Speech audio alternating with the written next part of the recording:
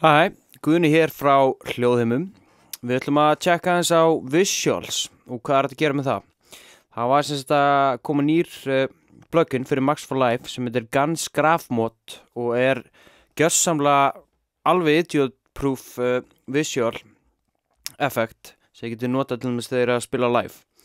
Og hann sem sagt þannig að þið setja þetta á annarkvort MIDI-rás eða audio-rás. Og svo geti sem sagt MIDI-mappað til dæmis alla parametrana, þannig að ef þið myndi vilja hreyfa þetta eitthvað svona eða svona fram og tilbaka, upp og niður, hvernig sem það er, þið værið að spila live, þá getið þið gert það. En við skulum aðeins tjekka á því hvernig þetta virkar.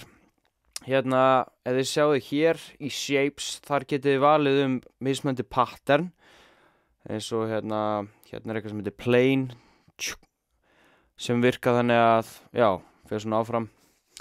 Og svo fyrir við þá breytum við sem sagt hvernig patternið breytist í tíma. Þannig að við skulum að skoða það. Ég núna búinn að sem sagt setja þetta á masterrásina mína og þá hljómar þetta einhvern veginn svona og þá sjáum við hvernig þetta virkar.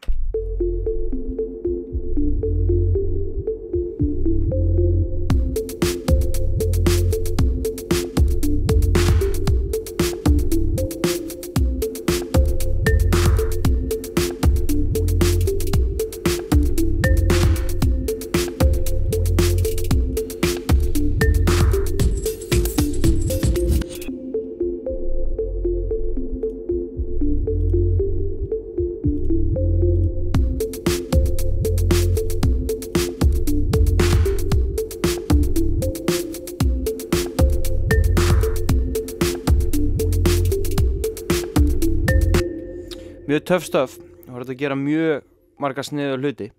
En svo getið þið sett þetta til dæmis, þið þurfið ekki endilega að setja þetta bara á einar rás, þið getið haft margar rásir þar sem þið getið verið að stjórna þessu visuali. En eins og þið sjáið þá er ég að nota effektinn á masterrásina mína. Þannig að það er að gera ýmislegt í þessu og það er að gera mjög flotta hluti, þú veist, til dæmis þegar þið eru að spila live að pimpa settið upp með einhverju visuali. En ég setti link fyrir neðan, þar getið náðið þetta ókeypis og pröfað ykkur áfram.